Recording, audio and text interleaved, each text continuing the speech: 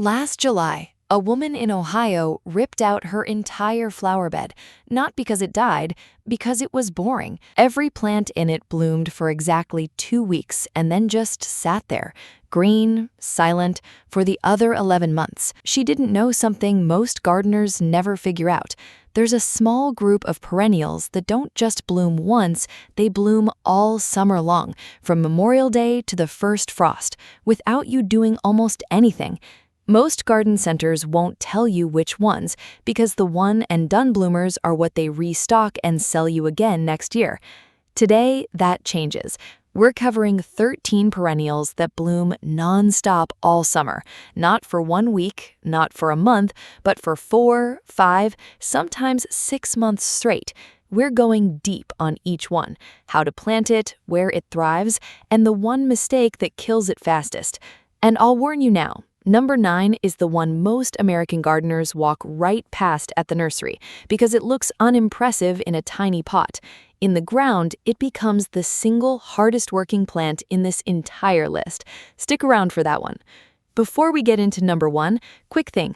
I post a new plant that actually performs video almost every week because 90% of what garden centers push on you in spring is picked for how it looks in a plastic pot under fluorescent lights, not how it survives your actual backyard in August.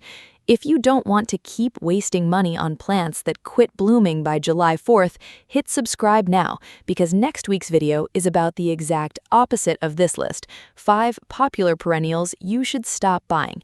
You'll want to see that before your next nursery run. All right, let's get into it. Catmint, Nepeta phasiani, is the plant professional landscapers use when a client wants color but doesn't want to think about the garden ever again. It starts blooming in late May with soft lavender blue spikes, and if you do one simple thing, it will still be blooming in October. That one thing, the Chelsea chop. Around mid-June, when the first flush starts fading, take head shears and cut the entire plant back by about a third. It looks brutal for 4 or 5 days, then it explodes back into a fresh, tighter flush of blooms, and you repeat this every 6 to 8 weeks all summer. Most people skip this step, let it get leggy and flop open in the middle, and assume catmint is a spring-only plant. It isn't. It's a rebloomer that needs a haircut to know it's allowed to keep going. The surprising fact, catmint's leaves contain nepetalactone, the same compound in true catnip, which means it repels aphids, squash bugs, and even flea beetles from nearby vegetables. Gardeners in Texas and Southwest lean on it hard because it shrugs off drought better than almost anything on this list. Once established, it can go 2 full weeks without rain in 95-degree heat and not drop a single flower. But catmint isn't even the toughest plant on this list.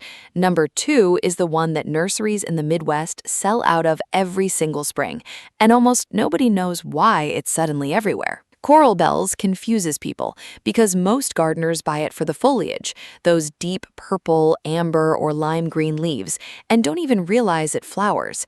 But from June through September, thin, wiry stems rise above the leaf clumps, carrying delicate bell-shaped blooms that hummingbirds treat like a gas station on a road trip. The trick with coral bells is soil drainage. It's native to rocky woodland slopes, so if you plant it in heavy clay that stays wet, the crown rots by August, no matter how well it started. Raised beds, slight slopes, or mixing in coarse sand at planting time solves this instantly. In return, you get a plant that tolerates part shade, meaning it works on the east or north side of a house, where most all-summer bloomers simply refuse to perform. The surprising fact, some coral bells varieties, like caramel and dulce wildberry, were bred specifically because hummingbird researchers noticed ruby-throated hummingbirds preferred certain color pigments in the blooms over others. If you're in a hummingbird migration corridor, much of the eastern and central U.S., this isn't just a pretty plant. It's basically a hummingbird feeder that doesn't need refilling. Number 3 is the plant that gets torn out of gardens more than any other on this list because people mistake its summer dormancy for death. Don't make that mistake. Number 3, blanket flower. Blanket flower has a personality problem. For 2 or 3 weeks, in the hottest part of summer in extreme heat, it can pause blooming and look tired. Panicked gardeners rip it out right there thinking it's finished. It isn't. It's resting before its second, often bigger wave of red and gold blooms that carries straight through September. This is a plant built for the harshest American growing conditions: sandy soil, full blazing sun, drought, poor fertility. In fact, feeding it rich fertilizer or garden soil is the single fastest way to kill its bloom output.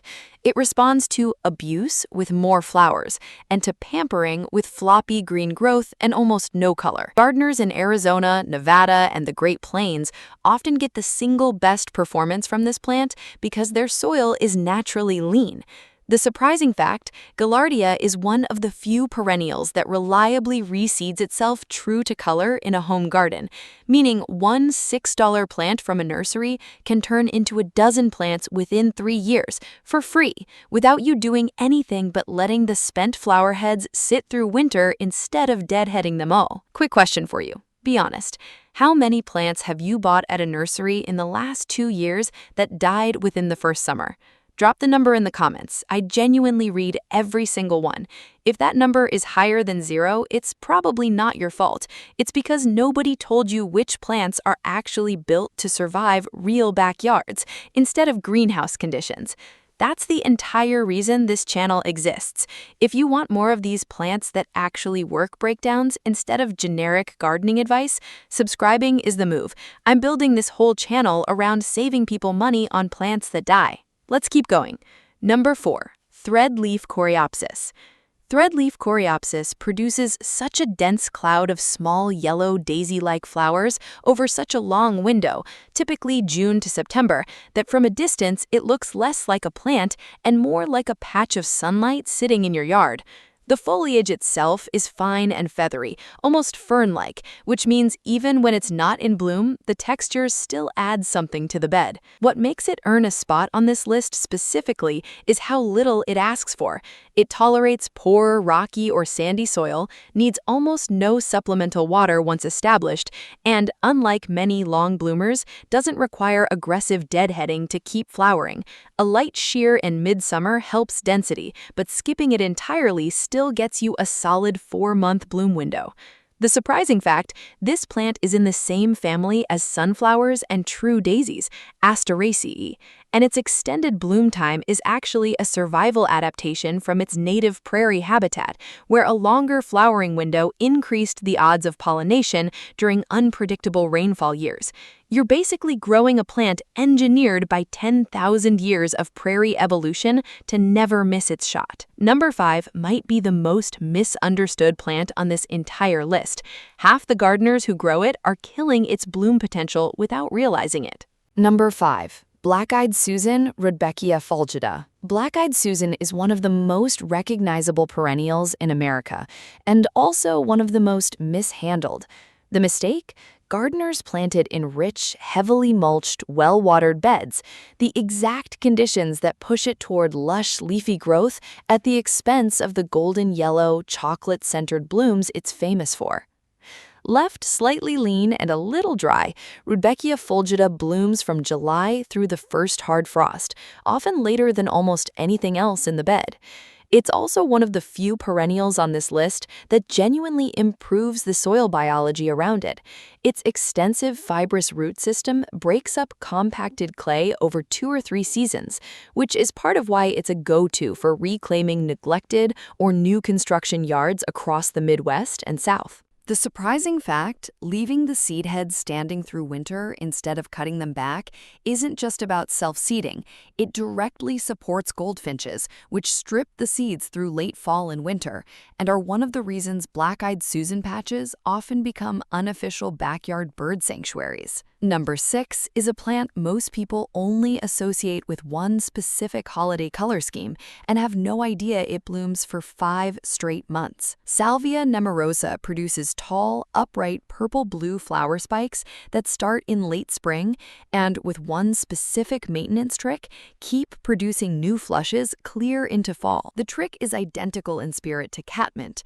Once a flower spike browns and fades, cut it right down to the basal foliage, not just deadhead the tip, the whole spike, and a new one emerges within 2 to 3 weeks. Gardeners who skip this step usually get one strong bloom in May-June and then a scraggly, half-hearted plant for the rest of the season. Gardeners who commit to the cutback ritual every 4 to 6 weeks get 3 or 4 distinct bloom cycles from the same plant, essentially resetting it like a rechargeable battery all summer long. The surprising fact, black-eyed Susan is virtually deer-resistant and rabbit-resistant because of the aromatic oils in its foliage, which makes it one of the most reliable planted and forgot-about-it choices for suburban and rural properties across the entire country, where deer pressure destroys most other flowering perennials by June. Real quick, think about your own yard right now. Is there a spot that's just empty or just green for most of the summer? Picture that spot with nonstop color from June to October instead. That's genuinely what the rest of this list is going to hand you. If a video like this saves you even one trip to the nursery buying the wrong plant, do me a favor and hit like. It's the only signal YouTube uses to decide whether to show this to other gardeners instead of another generic top 10 list with stock photos. Costs you nothing, helps a lot. Back to it. We've still got 7 more, including the one I promised you at the start. 7. Purple coneflower, Echinacea purpurea. Coneflower is the backbone of the modern American pollinator garden, and for good reason. It blooms from June all the way to first frost, tolerates drought once established, and does something almost no other plant on this list does. It actually gets better with neglect. Overwatering and overfeeding are, again, the 2 fastest ways to shorten its bloom life. The daisy-like purple-pink petals surrounding a spiky orange-brown cone aren't just decorative. That cone is a landing pad and feeding station for a huge range of native bees and butterflies, which is why Echinacea shows up in nearly every pollinator-certified garden plan from state extension offices across the Midwest and Northeast. The surprising fact? Echinacea purpurea is one of the only ornamental perennials with genuine, well-documented medicinal history.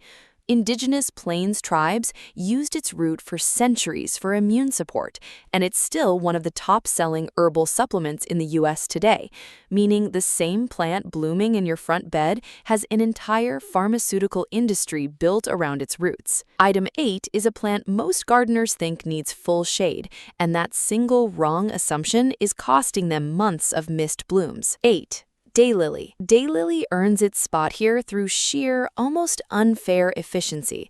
Individual flowers only last one day, hence the name, but a mature clump produces so many buds in succession that the overall plant appears to bloom continuously from late May through August, and modern reblooming varieties like Stella de Oro push that window even further into fall. Daylilies are also one of the most forgiving perennials in existence. They tolerate clay, sand, drought, occasional flooding, full sun, and light shade, which is why you'll find naturalized daylily patches along old farmhouses and roadside ditches across the country that have survived 40-plus years with zero care. The surprising fact? Daylily flowers, buds, and even the young shoots are edible and have been used in Asian cuisine for centuries, sold dried as golden needles in many Chinese markets, which means the same plant lining your driveway is technically a food crop most Americans have never thought to eat. Item 9 is the one I teased at the beginning, the plant almost everyone skips at the nursery because it looks like nothing in a small pot. Here it is. In a 1-gallon nursery pot, Russian sage looks like a sad, thin stick with a few grayish leaves, which is exactly why it sits on the discount rack while flashier annuals sell out. But give it one full season in the ground, and it becomes a 3 to 4 foot cloud of silvery blue stems covered in tiny lavender blue flowers from July straight through the first frost, one of the longest bloom windows of any perennial grown in North America. What makes it genuinely shocking is how it performs in conditions that kill almost everything else: reflected heat off pavement, poor rocky soil, drought stress that would wilt most flowering plants within days. It's become a favorite for hell strips and parking lot medians across hot climates, like Texas, Arizona, and the desert Southwest specifically, because it thrives where irrigation is unreliable and heat is brutal. The surprising fact? Russian sage isn't a sage in a way most people think. It was only recently reclassified from its own genus, Parascovia, into the Salvia genus after DNA analysis, meaning something gardeners have been growing and misnaming for decades turned out to be a genuinely different plant than everyone assumed. And it's still one of the most underplanted perennials in the entire country, relative to how well it performs. Item 10 is the plant hummingbird obsessives plant specifically because it's one of the only tall bloomers that keeps going after 100-degree days. Bee balm produces wild, shaggy, firework-shaped blooms in red, pink, or purple from July through September, and it's one of the single best hummingbird and bumblebee plants you can put in an American garden. Tubular flowers built almost specifically for a hummingbird's beak length and feeding pattern. The one real challenge with bee balm is powdery mildew, a white fungal coating that shows up on the leaves in humid climates, especially the southeast and mid-Atlantic. The fix is almost entirely about airflow. Space plants further apart than instructions suggest, avoid overhead watering, and choose newer mildew-resistant cultivars like Jacob Klein. Do this, and bee balm rewards you with one of the longest, showiest bloom displays on this entire list. The surprising fact? Bee balm is in the mint family, and its leaves were used by the Oswego Nation to make a tea, which is exactly where the plant's common nickname, Oswego tea, comes from, and colonists adapted it as a substitute during the tea boycotts around the Boston Tea Party in 1773. Item 11 is a plant almost every American gardener already owns, and almost nobody realizes it's a nonstop summer bloomer because they only ever see it in one season. 11. Shasta daisy, Leucanthemum superbum. Shasta daisy is a plant most people picture when they picture a perennial garden. Clean white petals, bright yellow center, classic cottage garden look. What most gardeners don't realize is that with regular deadheading, a healthy Shasta daisy clump blooms continuously from June through September, not just for a few weeks in early summer like most people assume. The deadheading is non-negotiable here. More than almost any plant on this list, Shasta daisy will stop producing new buds the moment it's allowed to set seed on old blooms. Snap or snip spent flowers every few days during peak season, and the plant essentially never stops trying to reproduce, which means it never stops flowering. The surprising fact, Shasta daisy was created by legendary American plant breeder Luther Burbank in the late 1800s by crossing multiple daisy species from 3 different continents. It's not actually a wild native flower at all. It's one of the first deliberately engineered ornamental perennials in American horticultural history, and it's been a garden staple for over 120 years. Item 12 is the plant landscape designers use when a client specifically asks for something blue that never stops. Balloon flower gets its name from its buds, which puff up like tiny paper balloons before popping open into star-shaped blue, white, or pink blooms, a genuinely fun detail that makes this plant a favorite for gardeners introducing kids to gardening. It blooms from June through September, and unlike many perennials on this list, it actually prefers being left alone. Disturbing its roots can set it back a full season. It's slower to emerge in spring than almost anything else in this list, which causes a lot of new gardeners to panic and think it died over winter, sometimes digging it up in April only to find it was about to sprout. Patience here is rewarded. Once established, balloon flower is extremely long-lived, with some garden specimens documented thriving in the same spot for 20+ years without division. The surprising fact, balloon flower root has a long history in traditional Korean and Chinese medicine, known as doraji, and is still eaten as a seasoned vegetable side dish in Korean cuisine today, meaning this ornamental American garden staple is a genuine dinner table food crop on the other side of the world. And that brings us to the final one, the plant that more than any other on this list defines what blooms all summer actually means. Gaura. Onothera lindheimeri. Gaura closes this list because it might be the single longest and airiest bloomer of them all. Thin, wiry stems send out small, butterfly-shaped pink or white flowers continuously from late May all the way into October in many U.S. climates. One uninterrupted 5-month bloom window, with essentially zero deadheading required. Its native range across the Gulf Coast and southern Great Plains means it's built for heat, humidity, and drought all at once. And its constant gentle motion in even the lightest breeze is why it's earned the nickname whirling butterflies from gardeners across the South. It asks for almost nothing: lean soil, full sun, and it's genuinely happier ignored than fussed over. The surprising fact? Gaura's flowers actually open at dusk and are pollinated overnight primarily by hawk moths rather than daytime bees, meaning part of this plant's 5-month bloom show is doing its most important biological work while you're asleep and never even notice. Here's the pattern running underneath every single plant on this list, and it's the one thing I want you to actually take away today. Almost none of these 13 perennials became non-stop summer bloomers by being pampered. Catmint needs a haircut, not a feeding. Blanket flower blooms best in soil most gardeners would call too poor. Coneflower and Russian sage practically punish you with fewer flowers if you baby them with rich soil and constant water. The plants that bloom all summer aren't the ones that need the most from you. They're the ones built by tough, native conditions to keep flowering through stress, not in spite of it. Once you understand that, you stop shopping for the prettiest plant in the nursery pot, and you start shopping for the plant that's quietly built to survive your actual yard. That one shift is the difference between a garden that blooms for 2 weeks a year and one that blooms for 5 months straight. If this saved you from buying one more plant that quits by July, next week I'm doing the flip side of this list: 5 extremely popular perennials that look amazing in the nursery and completely disappoint you by August, and what to plant instead. You do not want to miss that one, especially before your next garden center run. Before you go, 2 things.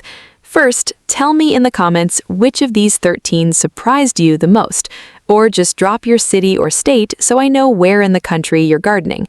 I read every single comment, and it genuinely shapes what I cover next. Second, if you haven't already, hit that subscribe button. This channel is built entirely around plants that actually perform in real backyards, not just in glossy catalog photos. Thanks for spending this time in the garden with me today. Now go get your hands dirty. I'll see you in the next one.